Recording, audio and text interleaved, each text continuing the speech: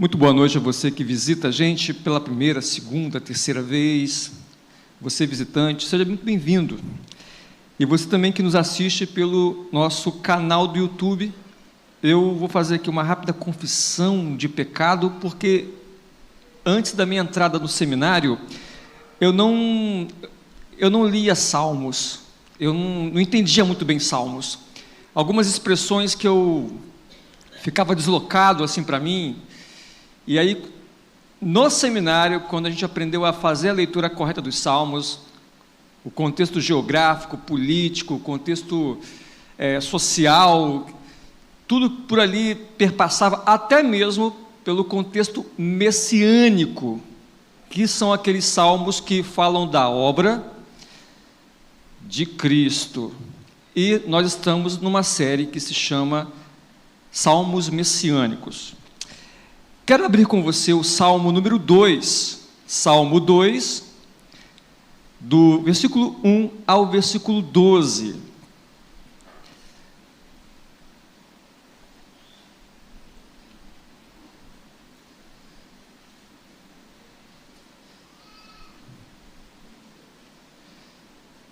Então, para que você possa também ficar contextualizado, de vez em quando eu vou usar a expressão antigamente, né? Porque eu vou falar de alguns costumes de antigamente, do tempo do salmista.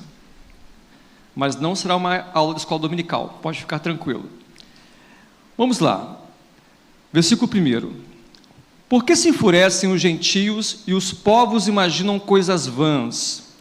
Os reis da terra se levantam e os príncipes conspiram contra o Senhor e contra o seu ungido, dizendo: rompamos os seus laços e sacudamos de nós as suas algemas. Ri-se aquele que habita nos céus, o Senhor zomba deles. Na sua ira, a seu tempo, lhes há de falar, e no seu furor os confundirá. Eu, porém, constituí o meu rei sobre o meu santo monte Sião. Proclamarei o decreto do Senhor. Ele me disse: tu és meu filho, eu hoje te gerei. Pede-me e eu te darei as heranças, as nações por herança, e as extremidades da terra por tua possessão. Com vara de ferro as regerás e as despedaçarás como um vaso de oleiro. Agora, pois, ó reis, sede prudentes, deixai-vos advertir, juízes da terra. Servi ao Senhor com temor e alegrai-vos nele com tremor. Beijai o filho para que não se irrite e não pereçais no caminho, porque dentro em pouco lhe se inflamará a ira. Bem-aventurados todos os que nele se refugiam.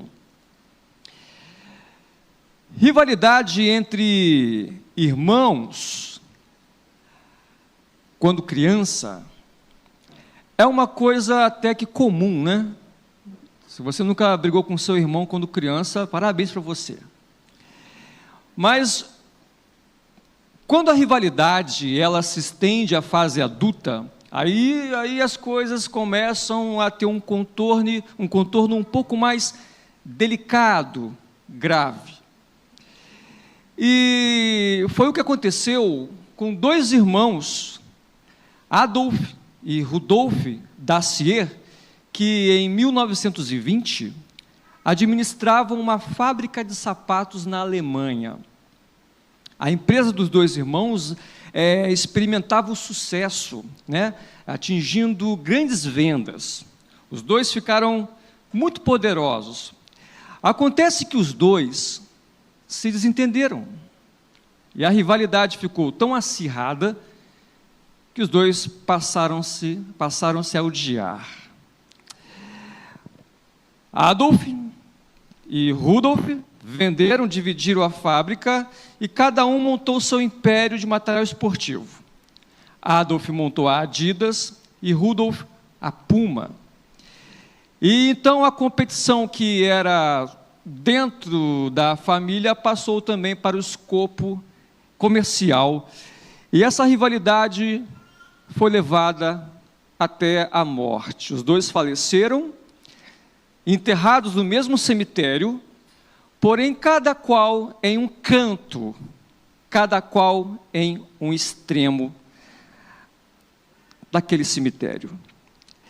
E essa rivalidade, ela entrou para a história, mostrando que nós, eu e você, somos capazes de ir até as últimas consequências, quando nós temos a nossa opinião combatida, ou quando temos o nosso poder ameaçado. E isso é um pouco sobre nós. E Davi, o escritor desse salmo, ele foi ungido a rei de Israel.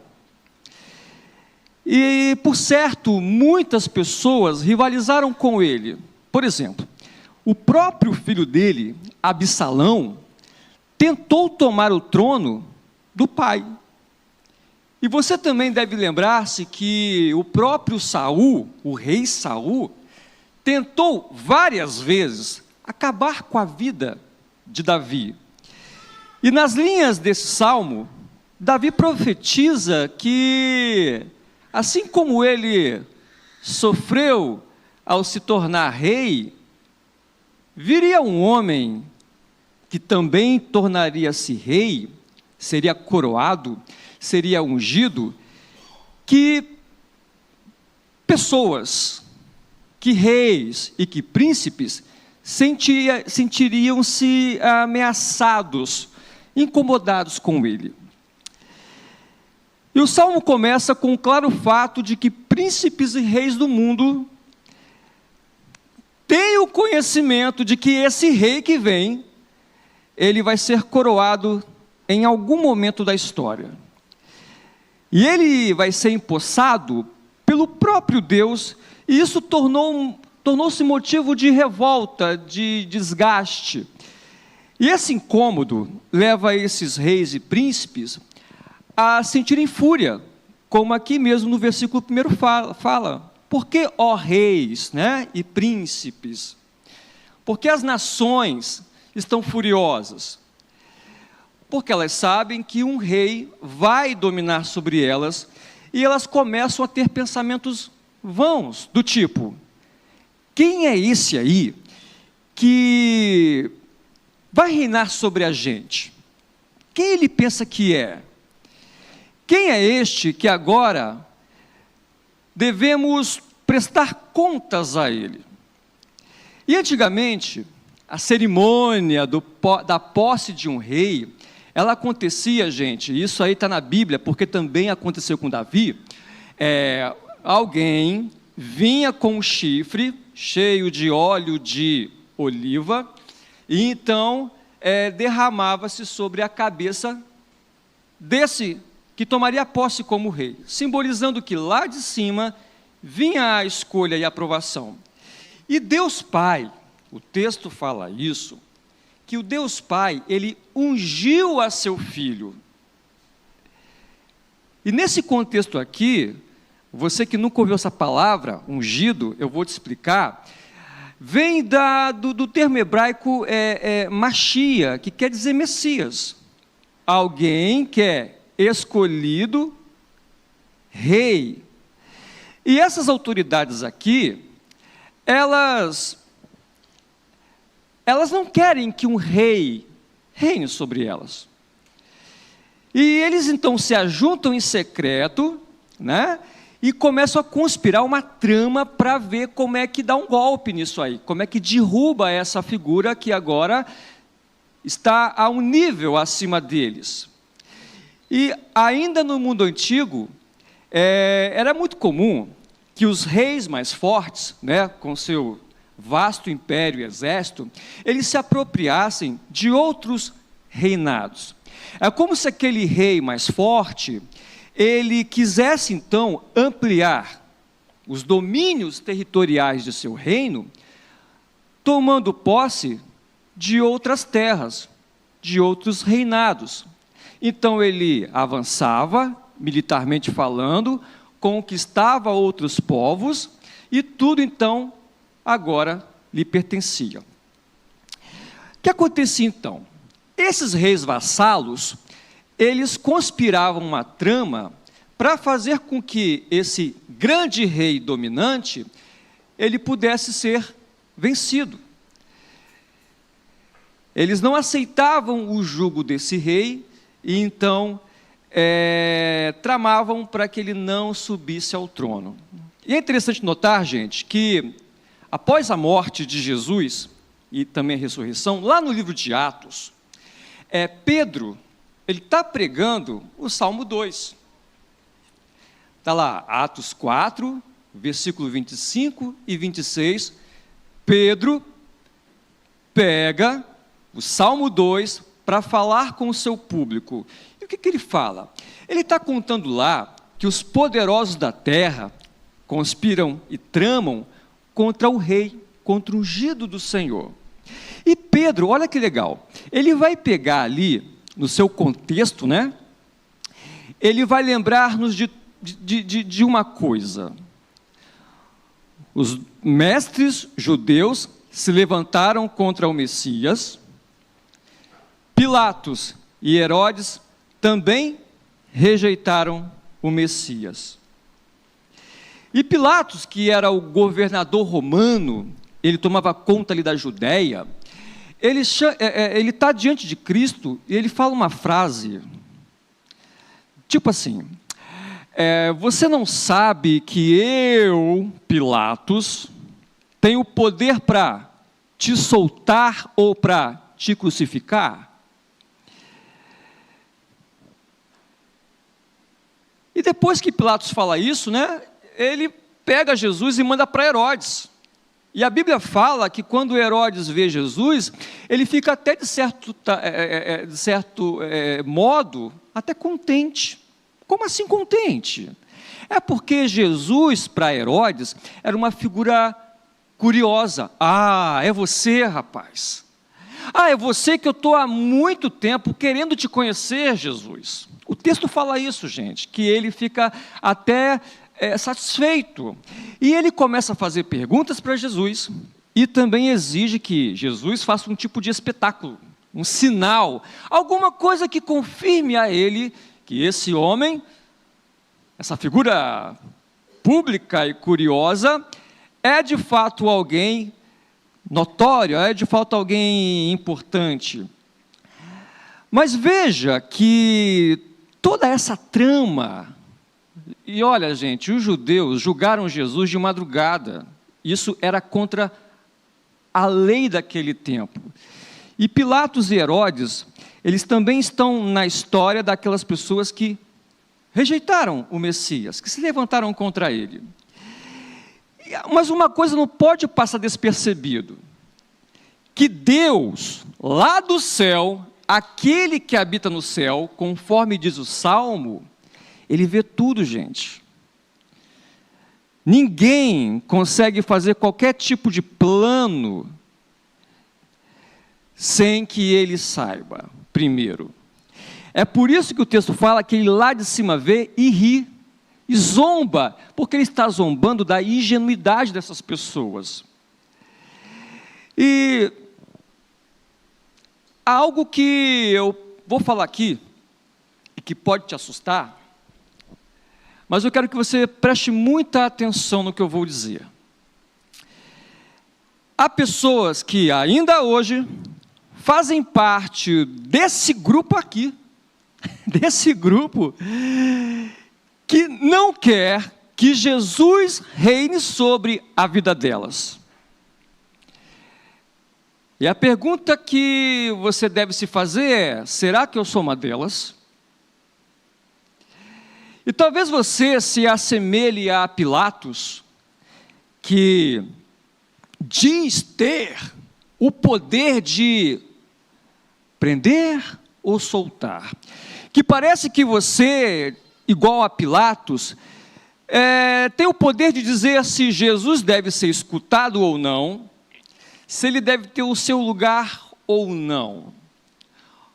Ou talvez você se assemelhe a Herodes, que tem Jesus como apenas uma figura curiosa, isso basta. Mas Jesus tem uma coisa que assusta as pessoas, gente. Ele tem uma coisa que assusta as pessoas. Ele tem um novo estilo de vida. E rapaz, um novo estilo de vida é algo que mexe com a gente, mexe com os nossos planos. Então, ele pode ser que você seja levado a pensar, olha, bacana, legal, essa coisa de Jesus eu acho maneira, mas eu acho que ainda assim não é a hora. Eu não tenho nada contra Jesus, mas não é a hora ainda. Esse discurso que vem como neutralidade e muito respeito, né? Poxa, cara, eu gosto de Jesus, mas ainda não é a hora de segui-lo. Esse discurso, ele se aproxima muito do versículo 3, quando aqueles que evitam o Messias dizem o seguinte: rompamos com seus laços, do tipo, eu não quero ter um laço com ele, eu não quero estar ligado a ele por enquanto. E as pessoas que não aceitam que Jesus reine sobre a vida delas, é porque elas não querem andar no padrão que ele tem para as suas vidas. Elas pensam assim: se eu tornar-me um crente, pode ser que a minha vida vai se atrapalhar toda. Isso não está dentro do meu projeto para 2024 e nem também para 2025. E outra coisa também, né, gente, se eu tornar-me um crente, eu vou ter que deixar de fazer as coisas que eu quero fazer. E olha, pessoal, essa coisa de eu quero fazer o que eu quiser, mostra um pouquinho de como a gente, em dada a proporção, se sente um pouco poderoso. É o famoso discurso do meu corpo, minhas regras, né? Eu quero ter o domínio de mim mesmo, eu quero ser o dono de mim. E essa ideia que você aí esconde no seu coração, de ser apenas um simpatizante de Jesus, mas não um servo desse rei, essa revolta interna que você guarda no seu coração, Jesus sabe disso, gente. Ele sabe o que você tem aí no seu coração. Ele sabe até quando você finge bem. Então ele afirma que Deus do céu vê todas e conhece as pessoas que evitam o Messias. E aqueles que evitam o Messias, eles não querem sujeitar, por exemplo, o seu namoro, o seu noivado, o seu casamento ao padrão desse rei. Lembra que eu falei aqui? Ele tem uma coisa que assusta a gente, que é o estilo de vida, porque o estilo de vida que ele coloca para a gente não simpatiza muito com os nossos ideais. Por quê? Porque vai ferir a filosofia daquela, eu quero fazer o que eu quiser. Então é por isso que nossas finanças, a nossa ética, o nosso tempo, a gente prefere ter o domínio delas, em vez de padronizar, moldar ao jeito que esse rei tem para a gente. E o versículo 6 diz que, embora rejeitem o rei, gente, Deus vai exaltar esse rei rejeitado. E olha só, e isso vai ser feito lá em cima, lá no Monte Sião, para que todos possam ver, para que todos possam testemunhar que não há quem consiga tirar a coroa desse rei, gente. Lá de cima, em cima lá no topo, vai todo mundo ver isso aí. E um decreto, versículo 7 aqui, um decreto será proclamado. Está ali, ó, eu, porém, vou declarar. A palavra aqui, declarar, ela tem a ver com escrever. Por quê? Porque nos dias antigos, E eu quero que você imagine a cena.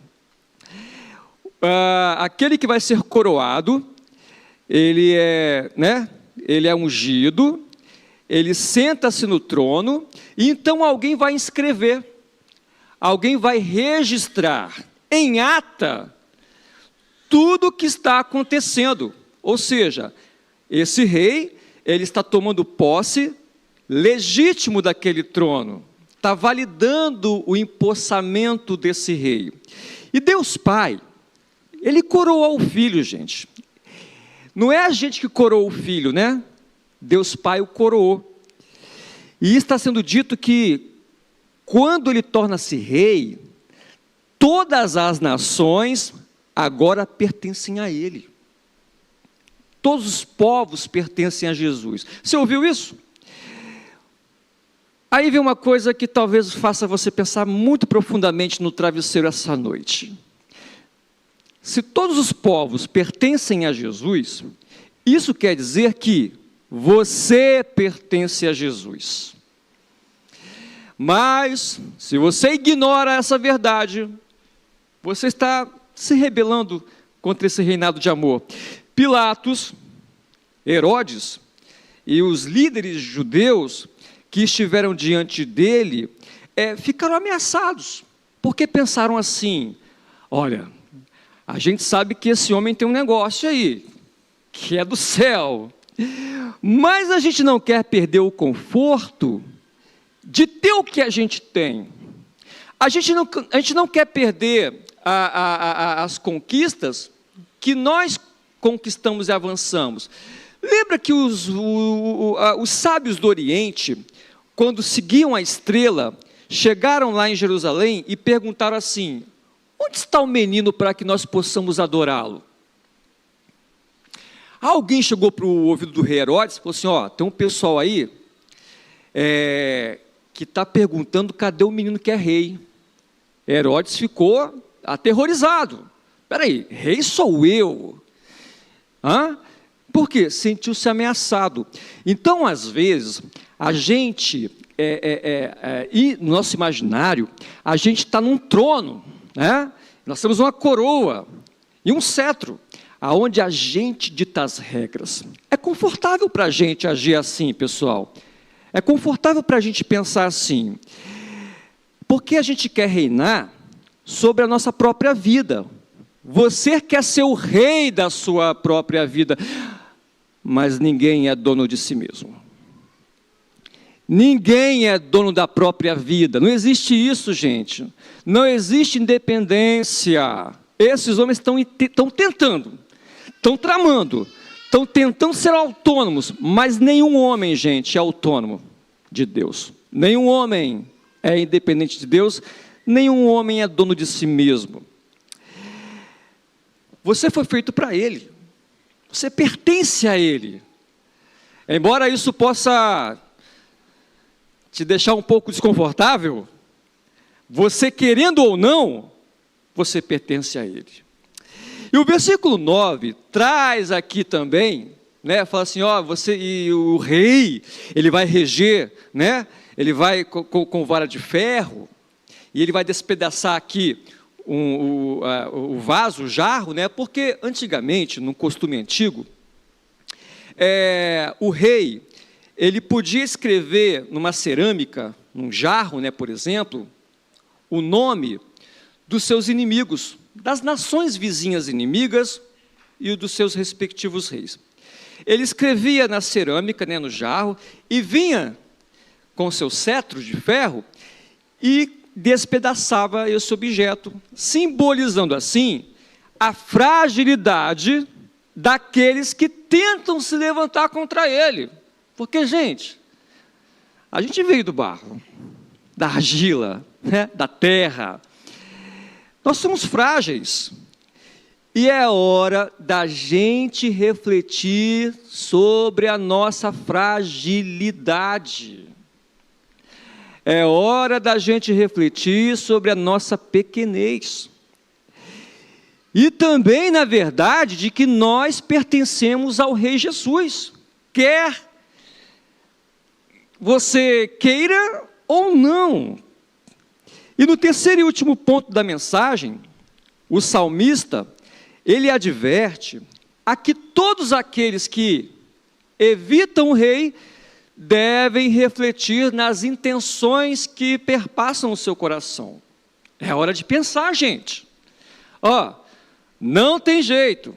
O rei foi coroado. Não há como lutar contra ele. E aqui essa advertência, né, que Davi coloca, ele está convocando a todos a que sejam humildes. Do tipo, vocês viram que o rei já tomou posse da coroa. Ninguém consegue vencê-lo, ele é dono de tudo. Ele é dono até da gente. Venham humilde prestar culto a ele. E o versículo 10 está dizendo exatamente isso, né? Sejam prudentes, ó rei da terra. A advertência é do tipo assim, gente, ei você aí, rei da sua própria vida, coisa que você não é. Haja sabiamente, coloca a cabeça no lugar, deixe-se advertir. E aqui, gente, essa advertência que é acompanhada de uma convocação, ela está dizendo o seguinte, todos devem servir ao rei. E tem uma palavrinha aqui, que eu quero destacar, que é a alegria. Gente, se é para servir ao rei, tem que ter celebração, tem que ter alegria. Mas só pode servir ao rei com alegria aquele que encontrou o sentido real da vida. O sentido real da vida não é você ter as rédeas, o comando, o governo de si. Não, vai só dar desastre. Quando a gente encontra o sentido, o rei, a transformação, o nosso coração sofre com essa alegria e a gente consegue servir a ele de coração espontâneo. Não é por de cara amarrada, mas entendendo que ele é sim o refúgio que nós precisamos. Então agradecemos pela salvação que ele nos dá. Eu quero concluir dizendo o seguinte: desarme-se, gente. Eu não sei quem entrou aqui querendo ouvir outra coisa, uma palavra de autoajuda, mas a questão é, abandone suas armas, esteja disposto a entrar nesse reino. O Cristo, o dono desse reino, ele não está afim de tornar a sua vida entediante, do tipo, ai meu Deus do céu, agora eu sou um servo desse rei aí, que coisa, ó céus, ó vida. Não, gente, muito pelo contrário, ele quer libertar você de você mesmo, da sombra que você vive. É tanto que na parte final do Salmo, está bem assim, bem-aventurado, felizes, aqueles que vêm ao rei, aqueles que vêm, porque esse rei ele é refúgio, é lugar de segurança. E olha só que coisa, o céu que inspira namorados apaixonados, pintores, artistas, poetas, pertencem a Jesus Cristo. O mar, com a sua biodiversidade, mistérios e seres, também pertence a Jesus Cristo. O chão que você está pisando aí agora, também pertence a Jesus Cristo. Ele é rei de tudo, gente. Tudo é dele. E você também. Mas isso pode ser chocante, eu sei disso, porque para mim foi também. Eu era o cara que conversava com estátuas. E quando alguém me falou sobre evangelho, sobre que Cristo me quer para ele, que ele é Senhor, eu não gostei, eu fiquei um pouco em parafusos. Mas começou essa mensagem fazer sentido. E eu conversei com a estátua e falei, eu não mandei você morrer por mim. Eu senti raiva, porque eu sentia que não tinha como escapar. Gente, isso aqui não é para enfeitar o sermão, isso aqui eu fiz mesmo, porque eu estava entendendo o negócio, mas eu não queria aceitar. E isso aqui é trágico, quando você entende intelectualmente, cognitivamente, mas não quer aceitar de espírito. Ele está chamando, atraindo. Mas a cegueira, rapaz, a cegueira. A cegueira não permite que a gente veja a nossa limitação e fragilidade. O vaso de barro que a gente é. E enquanto a gente vive assim, pessoal, a gente só vive angústia, aflição e medo. Porque não dá para você confiar em você mesmo. É tragédia na certa. Você precisa de alguém que te governe, de um Salvador. E o Salmo 2 diz que ele é felicidade, gente. Jesus, ele é felicidade, porque ele é o lugar onde você entra, onde você se esconde, onde os seus medos eles são vencidos, é na figura dele. Ele é refúgio. E é verdade que as pessoas que se envolveram na crucificação, no julgamento, na morte de Jesus, os judeus, Herodes, Pilatos, eles estiveram diante de um homem que para eles era simplesmente um camponês mal vestido, talvez, uma figura comum. Eles estiveram diante dele e o entregaram à morte. Mas olha que bênção. A morte dele trouxe vida. Os conspiradores que levaram ele para a cruz, não sabiam que o cordeiro levantado no madeiro viria para tornar real a grande verdade que eu em mim mesmo sou preso, mas nele eu sou liberto e perdoado. Venha com o coração humilde, arrependido, entendendo que você, rapaz, você é mortal. Você não escolheu o dia de nascer, nem seu próprio nome. Começar por aí a sua fragilidade. Venha desarmado. Ele pode te resgatar, tirar de onde você está, de onde você acha que não, ele não consegue. Não consegue, mas você tem que vir quebrantado e humilde. E essa rivalidade que você tem com ele, meu amigo e minha amiga, isso não existe, não tem como medir forças. Mas ele pode deixar essa rivalidade de lado, ou melhor dizendo, ele pode perdoar você por causa disso. E trazer você para esse reino de amor, para esse reino que é eterno, e para esse reino que é verdadeiro e real. Amém? Senhor Pai, obrigado pela morte do teu filho. Aqueles que aqui me ouviram, o Senhor é Senhor sobre eles. Espírito Santo, convença as pessoas que estão ali pensando, eu preciso, eu quero, mas será que, Espírito Santo de Deus, confirma no coração dessas pessoas que elas precisam vir àquele que é rei, aquele rei que virá. Amém.